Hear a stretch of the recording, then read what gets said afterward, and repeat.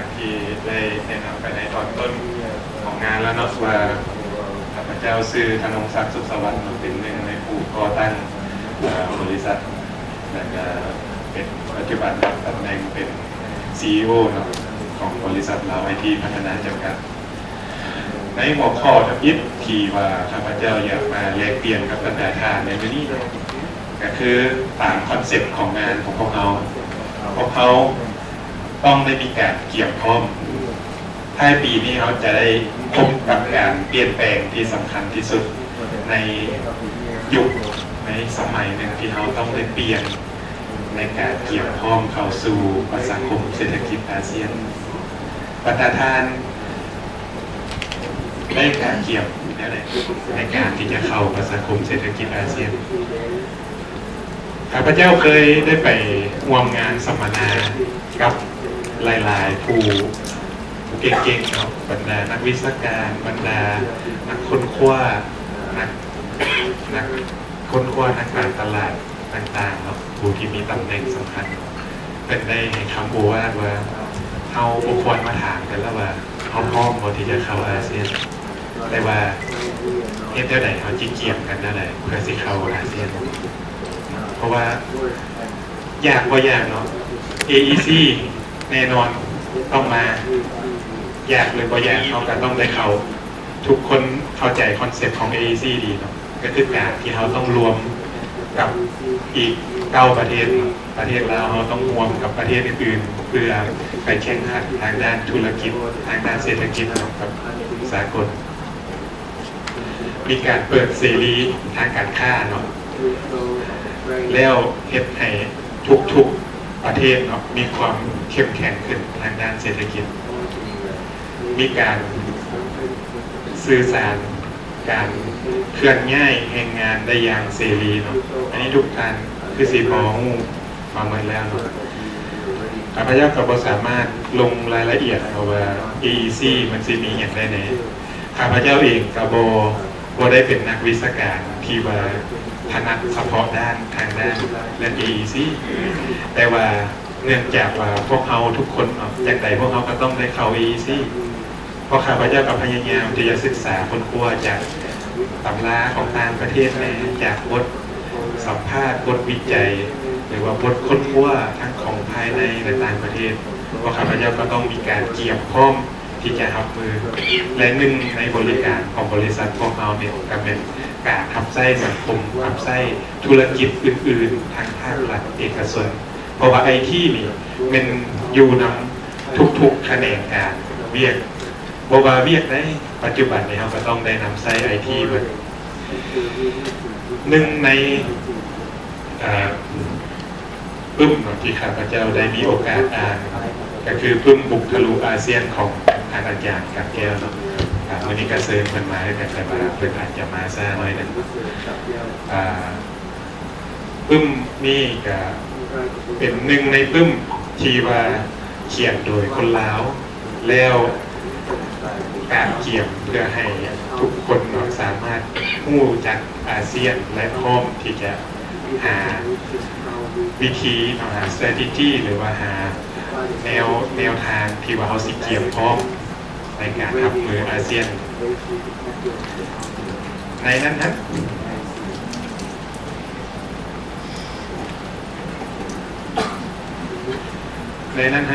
มันจะมีข้อหนึ่งที่กล่าวถึง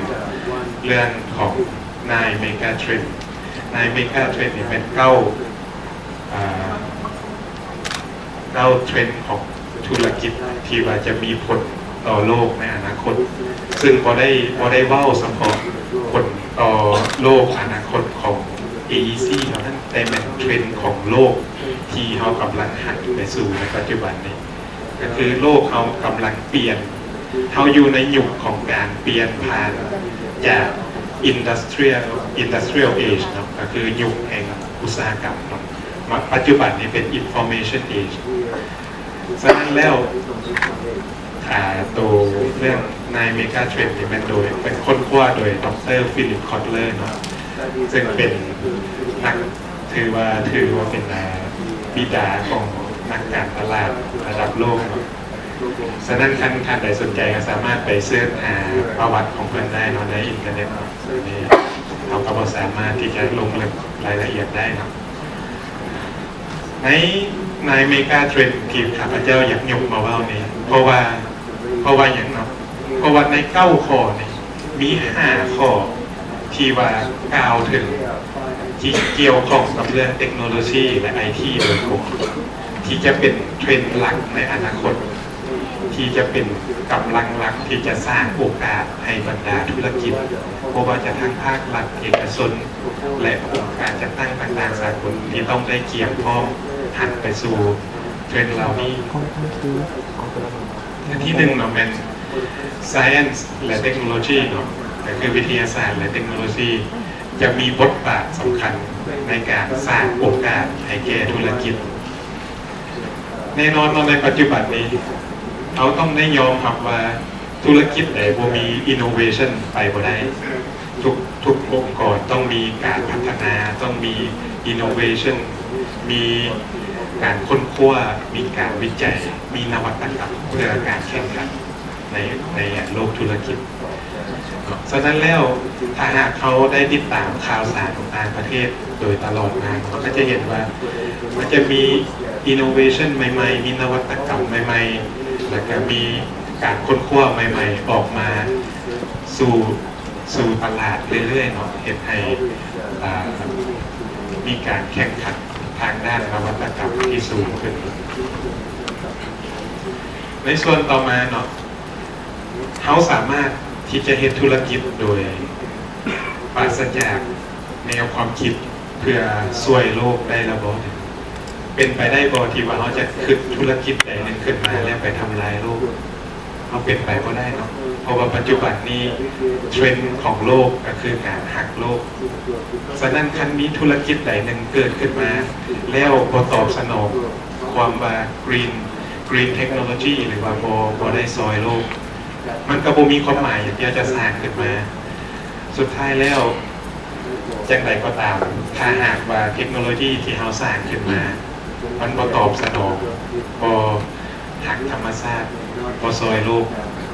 เทคโนโลยีตัวนั้นก็ไปบ่ได้เหมือนกันฉะนั้นนี่ก็จะเป็นหนึ่งในเทรนด์ในอนาคตที่ว่าเราจะต้องได้คำนึงหาเวลาเขาค้นคว้าสิ่งใหม่ๆเขาก็ต้องศึกษาว่ามันมีผลกระทบต่อสิ่งแวดล้อมมีผลกระทบต่อทางธรรมชาติทางสังคมแนวใดเองคือดังที่เห็นเนาะมันก็มีหลายๆนวัตกรรมเพราะว่าจะเป็นนวัตกรรมรถ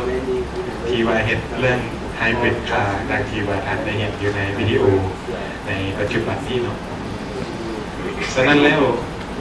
จังใดก็ตามเนาะเรื่อง Green Technology ก็จะเป็นหนึ่งในเทรนด์ที่สำคัญที่จะเป็นตัวสร้างโอกาสให้แก่พวกเราในอนาคตได้ในส่วนต่อมาเนาะเขามีการเปลี่ยนแปลงทางด้านสังคมอย่างว่องไวในปัจจุบันเขามี 26% ของประชากรโลกที่ใช้ Facebook ในนี้มีทางไหนบ่พอใช้ Facebook ข้าพเจ้าว่าเสื้อว่าคือสีเป็นไปได้ยากเนาะแต่สมาร์ทโฟนเนี่ยต้องมีทุกทางแล้วฉะนั้นแล้วเรื่อง Facebook นี่นับมือนับหลายขึ้นบางทางคือว่าอันนี้สามารถไปสอบเบิ่งในอินเทอร์เน็ตได้เนาะเรื่องเกี่ยวกับเทรนด์ของ Facebook ในหลายๆประเทศนี่บางท่านบางคนเนาะเพิ่นใช้ Facebook ในหลายกว่าการล้มกันกับคนแท้ๆซ้ำบางทีล้มกันในหมู่ผ่าน Facebook นี่เขาล้มกันหลายกว่าเราเจอหน้ากันแท้ๆซ้ำฉะนั้นเทรนด์ในโลกมันกำลังเปลี่ยนไปแล้วสิ่งที่สำคัญที่สุดคือ word of mouth หรือว่าคำเว้าปากต่อปากมันได้ง่ายไปสู่ Facebook ด้วยกันฉะนั้นแล้วคนนี่เขาจะเสื่อสิ่งที่เขาเว้ากันปากต่อปากหลายกว่าโฆษณาทางโทรทัศน์ปัจจุบันนี้ภูมิไผ่ที่ไปเสื่อโฆษณาทางโทรทัศน์ 100% แล้วแต่ว่าเวลาเอาตัดสินใจซื้ออย่างบางอย่างมันจะก้าวมาสู่ข้อนี้ก็คือข้อที่8 customer หรือว่าลูกค้าเนาะผู้ใช้อีกมี power ในการสร้างให้แบรนด์นั้นเป็นอะไรหรอหรือว่ามีคอมเมนต์ของพระเจ้ามีส่วนผลกระทบอย่างสูงต่อชื่อเสียงของบริษัทองค์กรหรือว่าแม้แต่กระทั่งแบรนด์ต่างๆในนี่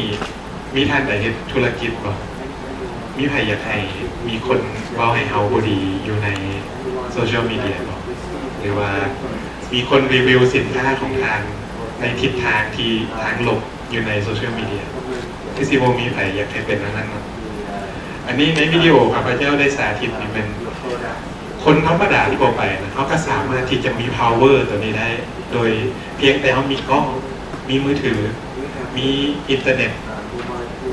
แล้วก็สามารถโพสต์ลง YouTube โพสต์ลง Facebook คำว่าของทางก็จะสามารถมีคนตั้งแต่จำนวน10หลัก10หลักร้อยหลักพันบางจะเป็นหลักล้านในการมาเบิ่งการรีวิวสินค้าของทางตัวที่เป็นส่วนสำคัญในการตัดสินใจของคนในยุคปัจจุบันคนปัจจุบันตัดสินใจโดยเบิ่งจากรีวิวสินค้าในโลกอินเทอร์เน็ตหลายกว่าที่จะไปเสื้อโฆษณาอย่างเดียวและสิ่งสุดท้ายเนาะก็คือเรื่อง innovation จะมีส่วนที่สร้างให้ธุรกิจเขาดำเนินไปได้อย่างมีประสิทธิภาพเหนือกว่าคู่แข่งก็คือดังที่ข้าพเจ้าได้กล่าวไปก่อนหน้านี้แล้วเนาะในนี่มีบรรดาทางใดรู้จักเรื่อง crowdfunding หรือว่าการรวบรวมเงินทางด้านออนไลน์ปัจจุบันกำลังเป็นเทรนด์ที่มาแรงในต่างประเทศของบ้านเราอาจจะบ่ค่อยรู้จักมันเป็นการรวบรวมเป็นการ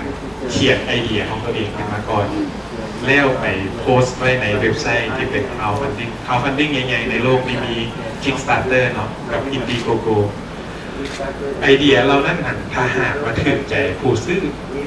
ซื้อจะเป็นคนลงทุนให้ก็คือจะมาโดเนทให้หรือว่ามาฟันให้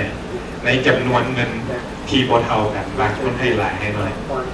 แต่ว่าดังที่เห็นในภาพเนาะบางโปรดักต์บางไอเดียได้ฮอด10 ล้าน US ดอลลาร์โดยที่โปรดักต์ยังบ่ทันได้เห็นซ้ำโปรดักต์ยังบ่ทันได้ออกสู่สังคมซ้ำมีแต่ไอเดียซื่อๆที่เขียนขึ้นมาแล้วสามารถไประดมทุนได้หลายเป็นหลัก10 ล้าน US ดอลลาร์ในโลกนี้เทรนด์ของโลกเขากำลังเปลี่ยนไปแล้วอีกข้อหนึ่งเนาะข้อสุดท้ายที่ว่าที่ผมพูดควรเรื่องเคยทานหนึ่งเป็นว่าสร้างองค์การสร้างประชาชาติเนาะแล้วก็เป็นได้ระบุเรื่อง global sustainable development goal เนี่ยครับ sustainable development goal ขององค์การสร้างประชาชาตินี่ก็มีหลายข้อเนาะบรรดาท่านสนใจก็สามารถไปอ่านได้แต่ว่าสิ่งที่สำคัญที่สุดก็คือในทุกๆเวียกงานเพิ่นได้สร้างทีมที่จะมาต้องมาค้นคว้าศึกษาทางด้านเทคโนโลยีวิทยาศาสตร์เพื่อไปรองรับแต่ละกลุ่มแต่ละเป้าหมายที่เพิ่นได้ระบุไว้เพราะว่าเขาขาดบ่ได้ทางด้านเทคโนโลยีวิทยาศาสตร์ไอทีมันต้องเคียงคู่ไปกับการพัฒนาในทุกๆแขนงเป็นไปบ่ได้ที่ว่าเขาจะสร้างการพัฒนาไปโดยขาด innovation ขาดเทคโนโลยีขาดไอทีเป็นไปบ่ได้เลยและสำหรับในภาคส่วนของข้าพเจ้าเราก็คือการนำเสนอทางด้านความสำคัญของเรียกงานไอทีเกี่ยวเกี่ยวข้องเข้าสู่ประชาคมเศรษฐกิจอาเซียนก็จะได้จบลงเพียงแต่เท่านั้นในอันดับต่อไปข้าพเจ้าขอเชิญทางอุทัยไซอุดมเนาะเพื่อจะมาแนะนำโปรดักต์ทั้งอิฐของพวกเราที่จะเกี่ยวข้องพวกเราเข้าสู่ประชาคมเศรษฐกิจอาเซียนเชิญทางเลย